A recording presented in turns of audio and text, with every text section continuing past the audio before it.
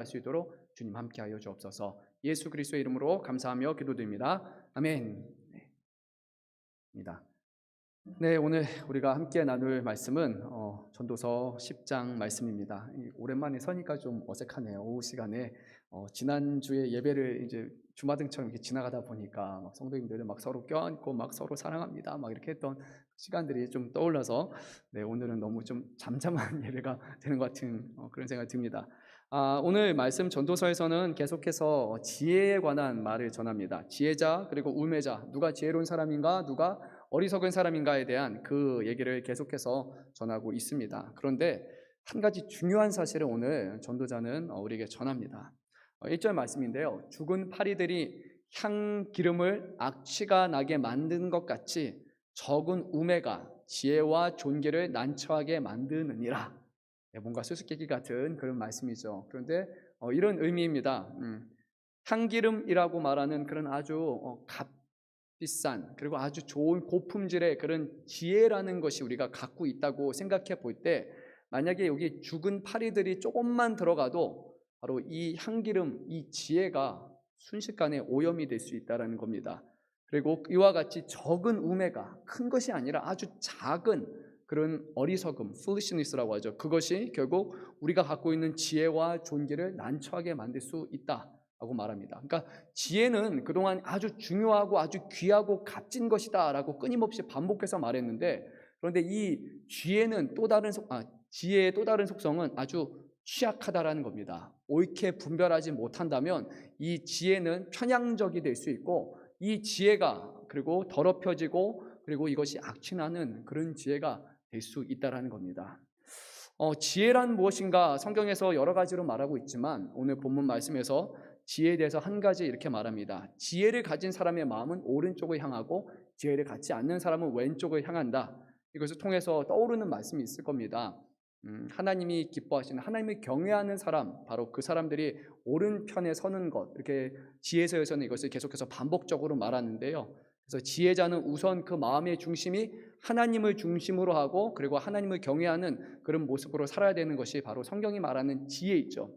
그런데 이 지혜가 종종 되게 분별하기 힘들 때가 있습니다. 그래서 제가 한번 예를 들어보겠습니다. 우리가 하나님을 사랑하라라는 것에 대해서는 어느 정도 이제 머릿속에 이렇게 하는 것이 하나님을 사랑하는 것이다 라고 이렇게 잡혀 있을 겁니다. 그렇지 않습니까?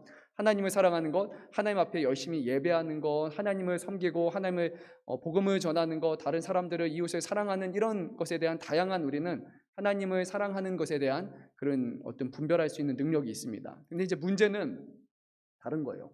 이웃을 사랑하라 라는 부분에 있어서는 쉬운 것은 분명히 아닙니다.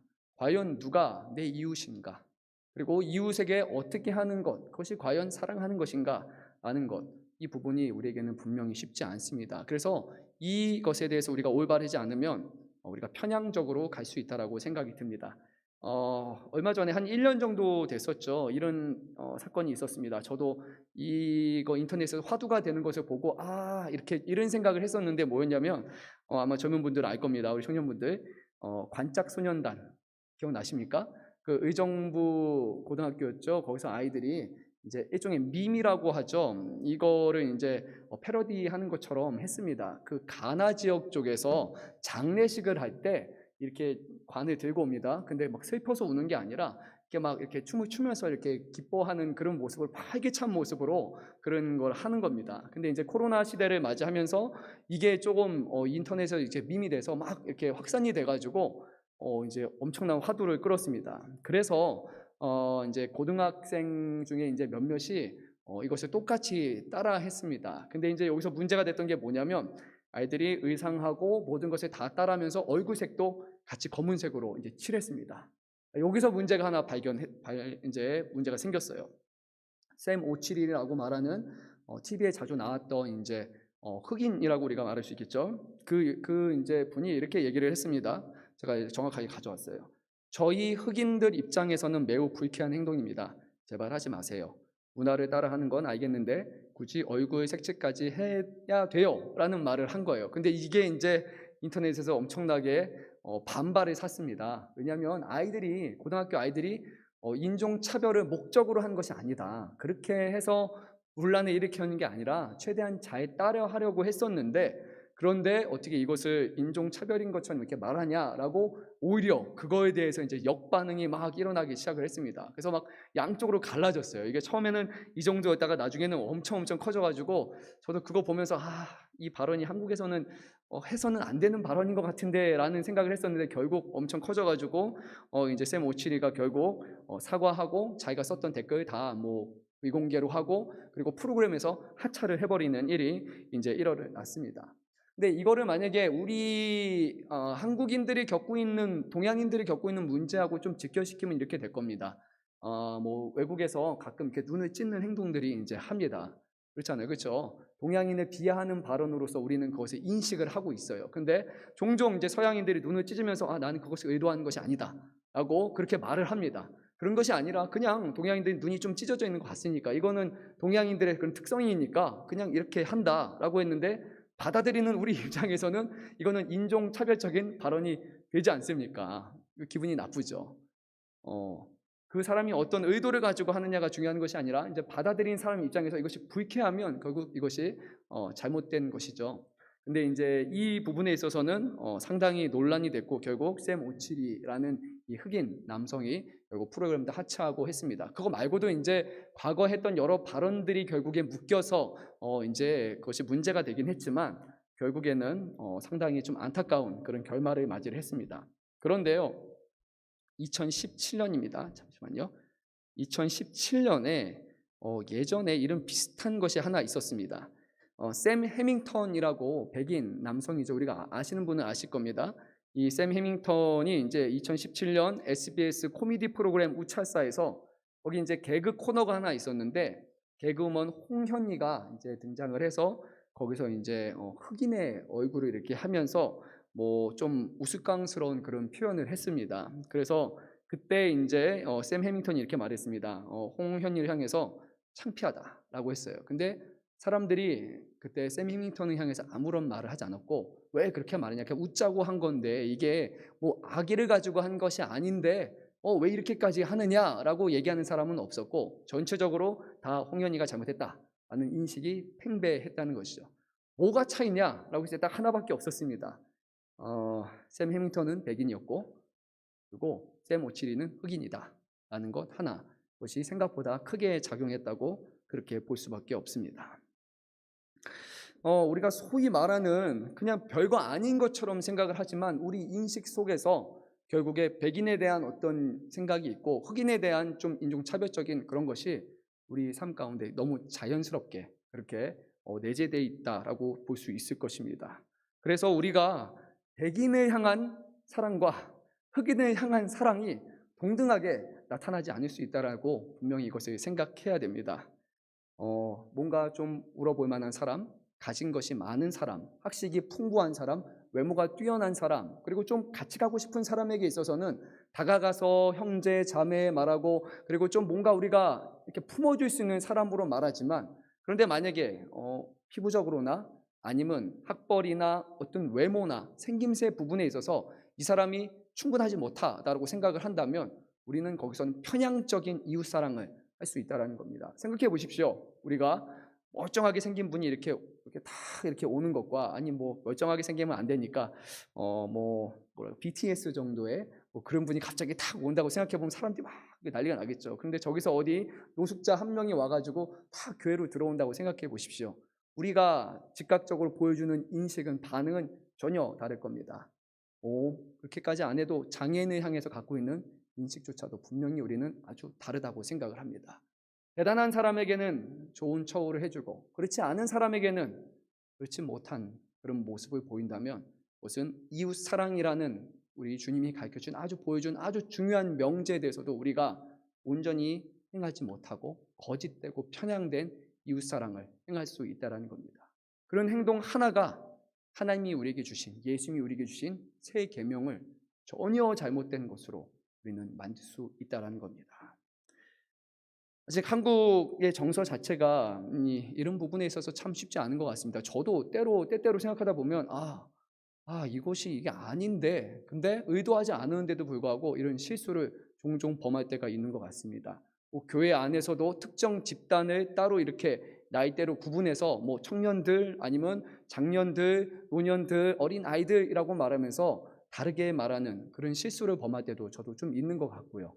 근데 우리 모두가 교회 안에서 이런 것을 잘 좀 심도 있게 고민하지 않으면 교회 안에는 결국 특정 집단만 더 많은 사랑을 받고 특정 집단은 끊임없이 소외를 당하는 그런 거짓된 복음이 우리 안에 있을 수 있다라고 저는 그렇게 생각을 합니다. 그런 의미에서요, 참 대단한 것이 하나 있는데요.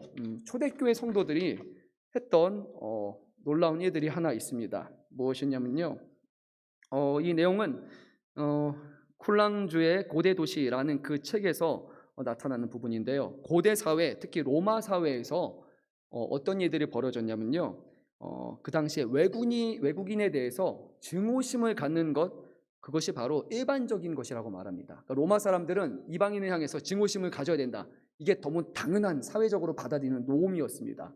그러니까 우리가 보면 이해가 되지 않잖아요. 어떻게 사람을 미워하고 혐오하는가. 그런데 그 시대에는 그랬습니다. 그러니까 뭐 우리의 삶으로 만약에 좀 적용해 본다면 왠지 우리의 마음속에는 은연중에 뭐라고 할까요? 중국인들을 많이 사랑하면 안 될 것 같은, 한국 사람보다 중국 사람을 더 사랑하면 뭔가 이상한 것 같은 생각이 있고요. 그리고 일본 사람을 너무 많이 사랑하면 뭔가 좀 잘못된 것 같은 그런 마음이 우리에게 분명히 들지 않습니까? 한국 사람은 한국 사람을 가장 많이 사랑해야죠. 우리에게는 그런 게 있잖아요. 그래서 이 로마 사람들도 그랬습니다. 그래서 그 정도를 좀 넘어서서 로마만 사랑하고 이방인들을 편애하고 그들에 대해서 좀 안 좋게 배타적인 시각을 갖는 것, 증오하는 것이 그 당시에 사회적으로 받아들여지는 것이었죠. 그런데 놀라운 일이 하나 발생하기 시작하는데요. 그 당시에 기독교가 이 로마를 변화시키기 시작합니다. 기독교의 가치관은 좀 달랐습니다. 자국민만 사랑하는 것이 아니라 온 이방을 차별 없이 사랑하는 것, 이것이 바로 복음이 우리에게 보여준 명제잖아요.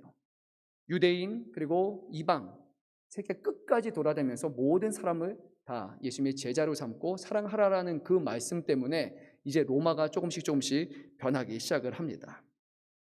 그래서요, 어떤 일이 발생했냐면요, 쿨랑주의 고대 도시에 이렇게 기록되어 있습니다. 기독교는 더 이상 민족들 사이에 증오심을 불러일으키지 않았으며 이방인을 혐오하는 것을 시민의 의무로 받아들이지 않았다. 반대로 시민은 이방인에 대해 적에 대해 정의뿐만 아니라 심지어 호의의 의무를 지닌다고 가르치는 것이 본질이 되었다. 이해가 되십니까? 그러니까 그리스도가 이 개신교가 기독교가 로마 사회에 들어가서요, 거기에 이방인에 향한 차별과 그런 혐오를 완전히 없앤 것, 거기로 끝난 것이 아니라 호의를 보이는 것 자체가 우리의 의무인 것처럼 아예 사회적인 시민의 수준을 완전히 바꿔버렸다는 겁니다. 왜냐하면 예수님이 우리에게 그 사랑을 보여주시기 때문이잖아요. 우리가 잘 아는 대로 선한 사마리아인 이야기 너무나 잘 알지 않습니까? 유대인과 선한 사마리아인이라는 그 종교적인 그 민족적인 큰 차이에도 불구하고 이 선한 사마리아인이 유대인의 쓰러져 있는 남성에게 다가가서 그를 싸매고 돌보고 심지어 그를 맡기고 그 다음에 돈까지 주어가면서 이 사람을 잘 돌봐주십시오 라고 먼저 호의적인 그런 행동을 보여줬을 때 예수님은 그곳에서 누가 정말로 사랑하는 사람이냐 하고 우리에게 질문하시지 않았습니까? 이런 기독교의 가치관이 결국 로마를 바꾸기 시작했고, 그래서 이제는 서로를 사랑하고 서로에게 사랑하고 호의를 보여주는 것 자체가 의무로 변화되는 그런 놀라운 그런 시민의 변화를 일으켰다는 것이죠. 이런 것을 볼 때 저는 조금 부끄럽다는 생각이 들었습니다. 아니, 초대교회 성도들은 이렇게 했는데 차별 없이 호의를 의무로 여길 만큼 그렇게 사람을 사랑했는데 과연 오늘날의 기독교 우리는 과연 어떻게 생각하고 있는가라는 생각을 한번 해봤습니다. 정말 우리는 사람들을 사랑하고 그들에게 호의를 베풀어 주는 것이 하나님이 우리에게 주신 의무라고 생각하면서 그렇게 다가가서 사랑을 베풀고 있는가? 아니면 우리에게 잘 해주는 사람, 아니면 소위 교인이라고 말하는 믿는 사람들끼리의 어떤 바운드리를 만들어준 다음에 이 사람들이 바로 우리가 사랑하는 사람들입니다, 우리의 이웃입니다 라고 정해놓고서 그 안에서만 서로 사랑을 행하고 있지는 않습니까? 지혜라는 것은 아주 중요한 것 같습니다. 우리가 온전히 분별하지 못한다면 우리는 서로만을 사랑하면서도 이것이 하나님이 우리에게 주신 계명입니다 라고 그렇게 잘못된 지혜를 전하고 그것이 꼭 복음인 것처럼 우리가 함정에 빠질 수 있기 때문이죠. 또 다른 문제가 하나 있습니다. 오늘 말씀을 보게 되면요, 이제 4절에서 그리고 7절까지 이어지는 말씀은 어떤 이제 주권자, 어떤 권력과 힘을 가진 사람에 대한 그 반응에 대해서 우리가 말하고 있습니다. 먼저 4절 말씀 우리가 한 목소리로 읽도록 하겠습니다. 주권자가 내게 분을 일으키거든 너는 내 자리를 떠나지 말라. 공손함이 큰 허물을 용서받게 하느니라. 이것이 이제 기본적으로 잠언이라는 지혜서 안에서 끊임없이 우리에게 전해진 내용들입니다. 근데 여러분 어떻게 생각하십니까? 힘을 가진 사람, 주권자, 이거는 하나님을 뜻하는 게 아닙니다. 왕보다는 조금 낮은 어떤 엄청난 힘을 가진 사람이 우리에게 화를 일으키는 겁니다. 그런데 거기서 떠나지 말고 가만히 좀, 이 공손이라는 표현이 또 다른 표현으로는 거기서 편안하게 아니면 조용히 있으라라는 그런 의미가 됩니다. 과연 우리는 이것을 어떻게 받아들입니까? 아마 좀 오랫동안 삶을 사신 분들은 이것이 그냥 당연한 일이라고 생각을 할 겁니다. 이것이 지혜라고 받아들일 거예요. 왜냐하면 힘이 있는 사람이 거기다 대고 화를 내면 거기다 말해봤자, 거기다 같이 화를 내봤자 별로 좋은 일 없잖아요. 결국에 그래봤자 힘의 싸움에서 지는 것 아니에요. 그런데 그게 세대마다 좀 다를 겁니다.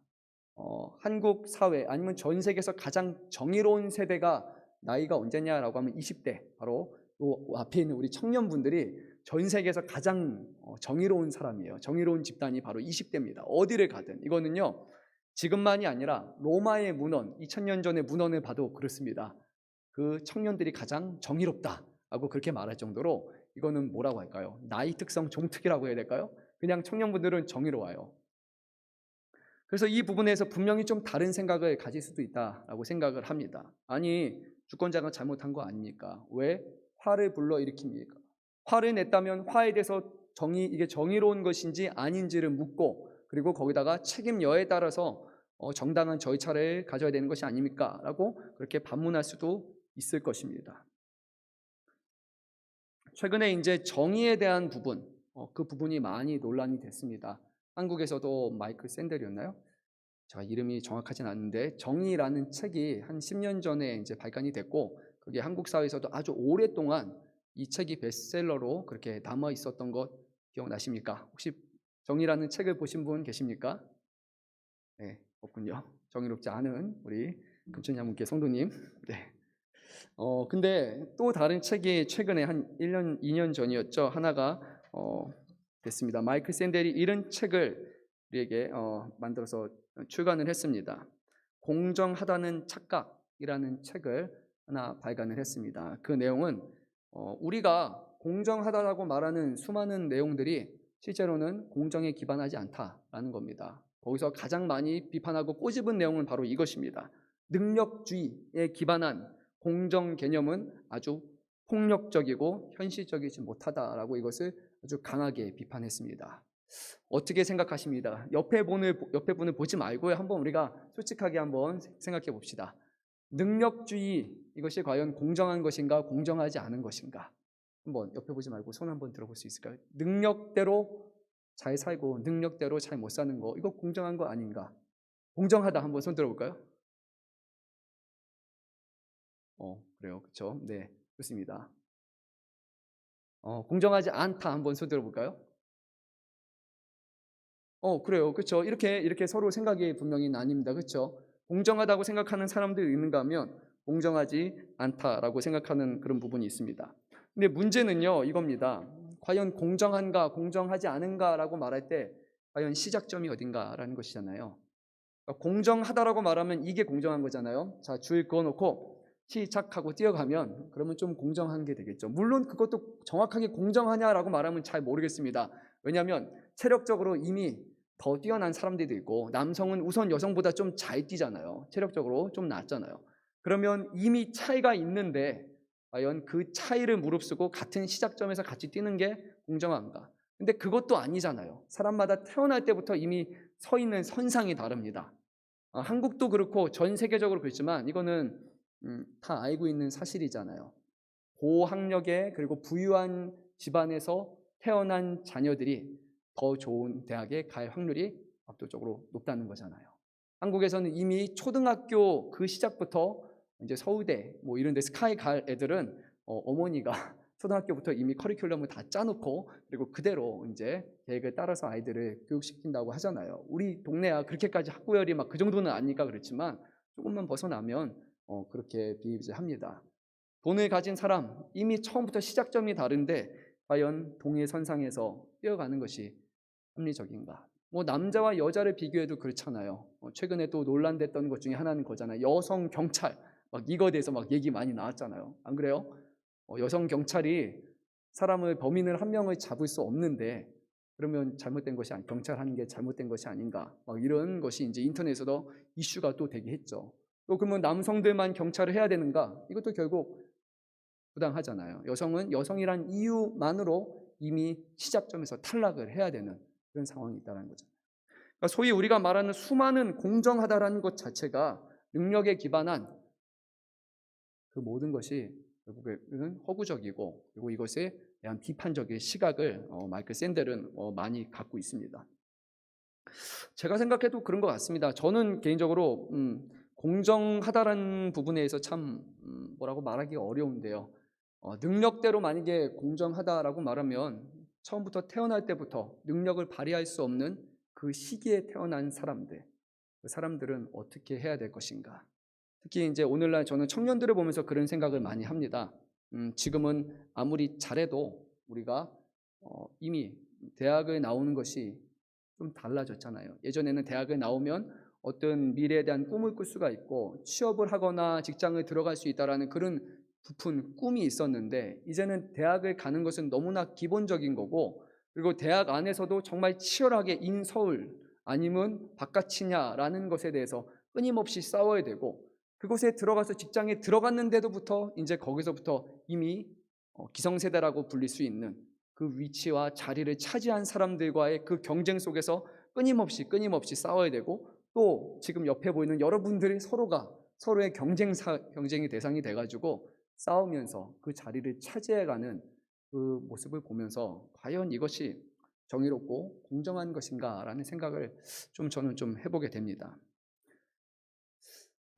참 그래서 결국에는 서로 간에 오해가 많이 생기게 되고 그리고 이 같은 나이대 간에도 많은 상처가 있다고 말합니다. 최근에 이제 저는 뭐 정치를 그렇게 좋아하는 사람은 아닌데 정치의 투표의 결과는 참 우리에게 좀 의미가 있었던 것 같습니다. 소위 이제 이대남, 이대녀라고 불리는 이 둘의 나이대가 있잖아요. 투표 결과가 이렇게 됐었죠. 20대 남성 투표자의 58%는 누구에게 투표를 했습니까? 윤석열 후보에게 했고요. 그리고 20대 여성의 투표자의 58%가 이재명 후보에게. 되게 재밌죠. 남자와 여자가 전혀 정반대의 그 후보자에게 이렇게 똑같은 58%의 그런 투표 결과가 그렇게 나왔다는 것 자체가 이미 우리가 생각하는 그런 차이점이 이 안에도 교회 안에도 같은 나이대 안에도 많이 있다고 생각을 합니다. 근데 교회 안에서 우리가 충분히 이런 부분에 대해서 얘기도 나누지 못하고 서로의 다름과 또 서로가 겪을 수 있는 그런 억울함과 그런 공정과 그런 하나님의 말씀을 우리가 어떻게 살아가야 되느냐라는 부분조차도 충분히 논의하고 나누지 못한 채 때로는 그냥 어떤 한 사람에 의해서 주어지는 것이 정답인 것처럼 그냥 우리는 그것을 받아들여야 되는 것처럼 그렇게 생활한다면 정말 그것이 온전한 교회이고 그런 교회를 통해서 과연 세상을 이해하고 그들에게 복음을 전하고 그들을 변화시키는 일을 할 수 있겠느냐라는 저는 의문은 분명히 남는 것 같습니다. 청년분들, 여러분들이 가장 정의로운 세대라고 저도 생각을 합니다. 그리고요, 여러분들이 가장 민감한 세대라고 생각을 해요. 말씀에 대해서도 그 누구보다 가장 민감한 세대가 제가 보기에는 20대 분들인 것 같아요. 그래서 은혜 받으면요, 20대 분들은 즉각적으로 드러나고 즉각적으로 행동으로 옮깁니다. 그리고 힘들어도 즉각적으로 표현이 되는 것이 바로 20대 여러분들이에요. 여러분들이 충분히 하나님의 말씀으로 고민하고 현 시대를 이해하기 위해서 현 시대를 바라보려는 그런 노력이 없다라면 앞으로 여러분들이 더 커서 30년, 40년이 돼서 40대가 돼서 이제 앞으로 대한민국을 이끌어 나가야 되는 그 세대가 됐을 때 우리가 알지 못하는 것, 우리가 충분히 고민하지 못한 그 내용을 가지고 우리는 세상 사람들에게 복음을 전해야 되는 그런 어려움에 봉착할 수 있다는 겁니다. 지금 여러분의 시대에 하나님의 말씀에 대해서 고민하고 몸으로 부딪히면서 현실을 말씀으로 보면서, 그리고 여러분이 깨지지 않는다면, 그곳에서 정확하게 붙잡지 않는다면 앞으로 우리에게 닥칠 이 대한민국의 미래는 제가 보기에 그렇게 밝아 보이지는 않아요. 너무 무거운 말인가요? 근데 그 말은 그렇게 하면 밝아질 거라는 저는 그런 기대를 좀 가지고 있어요. 그리고 하나님의 말씀을 좀 붙들고, 특별히 소모임을 많이 하잖아요, 청년분들. 그 안에서 많이 얘기를 나눠보십시오. 충분하게 서로가 다르다는 것을 인정하면서 그 가운데 서로를 이해하기 위해서, 받아들이기 위해서, 또 그렇게 할 때 정말 우리가 말하는 이웃 사랑이라고 말하는 예수님이 주시는 그 말씀이 정말 우리에겐 어떤 의미구나라는 것을 우리가 받아들일 수 있지 않을까 저는 생각해 봅니다. 잠시만요. 제가 여기다 적어놓은 게 있는데요. 국내에 좀 특이한 직업이 하나 있는데요. 위기 협상 전문가 혹시 들어보셨습니까? 위기 협상 전문가? 이제 인재범이나 테러범들이 이제 발생하게 되면 그 사람들에게 다가가서 소통을 하는 사람이 있습니다. 이 사람을 위기 협상 전문가라고 합니다. 극단적인 상황을 해결하는 사람이에요. 근데 대한민국의 위기 협상 전문가 1호가 있는데 바로 이종화 교수라는 분인데, 이 분이 이렇게 얘기를 합니다. 인재범에게 절대 해서는 안 되는 말이 있습니다라고 이렇게 했어요. 뭘까요? 인재범에게 절대로 해서는 안 되는 말, 뭐 여러 가지가 있겠지만 첫째는 이것입니다. 진정하세요. 이거 하면 안 된답니다. 그리고 이해합니다. 이 말 하면 안 된다고 합니다. 그리고요, 그 사람들에게 거기서 나오세요. 이 말 하면 안 된다고 합니다.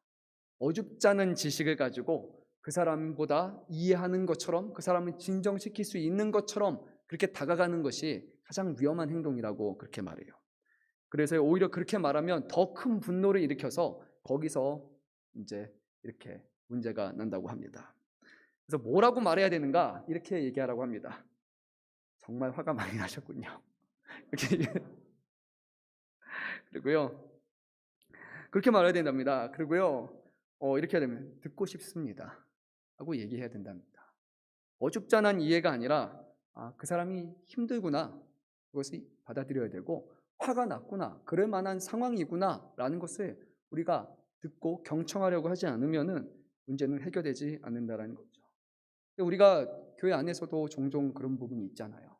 그냥 이것이 정답인 것처럼, 이것만이 맞는 것처럼, 그런 우리의 경험과 우리의 지식을, 우리의 어떤 것을 기반으로 해서 사람들에게 이것이 맞으니까 다른 거 생각할 필요도 없어 라고 말한다면 그건 아주 잘못된 행위가 될 수 있습니다. 물론 하나님과의 관계에 있어서는 주시는 말씀이 이렇다면 그것은 맞지만, 서로가 서로에 대한 그런 부분에 있어서, 또 그 말씀을 살아내는 부분에 있어서는 우리가 서로의 말을 듣는 것, 그것이 바로 우리에게 공정하고 또 정의롭고 또 지혜로운 것이 아닐까 생각해 봅니다. 그래도 감사한 것이 하나 있습니다. 저는 우리 모두는 시작점이 다르기 때문에 절대 공정할 수 없어요. 그런데 하나님이 이렇게 말씀하셨습니다. 우리에게 주시는 달란트만큼 그것을 우리에게 물으실 것이라고 말씀하셨습니다. 도착점은요, 동일합니다. 하나님은 10달란트 준 사람에게 100달란트만큼 이뤄내라 라고 말하시지 않습니다. 1달란트 준 사람에게 10달란트만큼의 성과를 가져와서 나에게 보이라 라고 그렇게 물어보시지 않습니다. 세상은 그렇게 요구합니다. 가진 것이 하나밖에 없는 사람에게 10개를 보이라고 말합니다. 그런데 하나님은 하나를 줬으면 하나만을 요구하십니다. 그리고 마지막 결승점까지 갔느냐 아니냐로 우리를 판단하신다는 겁니다. 그래서 저는 정말 하나님이 공의롭고 정의로우신 분이라고 말할 수 있습니다. 성경에서요, 공의와 정의에 대한 예고를 더 많이 하는데요, 근데 재미나게도 공의와 정의는 어떤 정당한다라는 의미와는 조금 다릅니다. 그러니까 어떤 게 공의롭고 정의로우냐 이런 거예요. 가난한 사람들에게 나눠주라, 이것이 공의와 정의라고 말합니다. 그러니까 내가 수고해서 내가 벌어들이면 내 거잖아요. 이게 공의와 정의라고 생각한다면 하나님은 그렇지 않다고 말합니다. 많이 가진 사람이 갖지 못한 사람에게 베풀어주는 것, 나눠주는 것, 그것이 바로 공의와 정의다. 왜냐하면 하나님이 그렇게 행하셨기 때문이잖아요. 아무것도 없는, 아무런 자격이 없는 우리들에게 모든 것을 가지신 하나님께서 자신의 것을 하나하나 다 내어주시고 우리에게 베풀어 주셨기 때문에 바로 우리로 하여금 동일한 것을 행하는 그것이라고 말씀하고 있습니다. 우리 삶 가운데 다시 한번 공의와 정의를 돌아보면 좋을 것 같습니다. 우리 12절 말씀을 읽도록 하겠습니다. 지혜자의 입은 말들은 은혜로우나 우매자의 입술은 자기를 삼키나니. 좀 더 읽겠습니다. 그의 입의 말들은 시작은 우매요 그의 입의 결말들은 심히 미치는 것이라. 우매한 자는 말을 많이 하거니와 사람은 장래를 알지 못하나니 나중에 일어날 일을 누가 그에게 말하리요. 15절 우매한 자들의 수고는 자신을 피곤하게 할 뿐 아니라 그들은 성읍에 들어갈 줄도 알지 못함이니라. 네. 우매한 사람은 뭐를 많이 한다고요? 말을 많이 한다고 합니다. 그래서 제가 좀 힘든 자리에 있는 것 같아요. 말을 많이 하기보다는 지혜로운 사람은 말을 아끼고 필요할 때 그 말을 하는 사람입니다. 왜 그러냐? 결국 나중에 무슨 일이 일어날지 우리는 아무것도 모르는데도 불구하고 우매한 사람들은 이렇게 되면 저렇게 될 것처럼 다 아는 것처럼 그렇게 말하는 사람은 정말 우매한 사람이라는 겁니다. 지혜로운 사람은요, 아는 것, 그것이 정말 하나님의 뜻대로 이루어지는가 아닌가를 놓고 기도하면서 하나님 앞에 맡기는 사람입니다. 그래서 아무것도 정확하게 말할 수 없어요. 다만 하나님 앞에 하나님이 원하시면 이렇게 해주시기를 원합니다지, 내가 이렇게 말한다고 해서 이것이 되지 않는다는 것을 아는 사람이 지혜로운 사람입니다.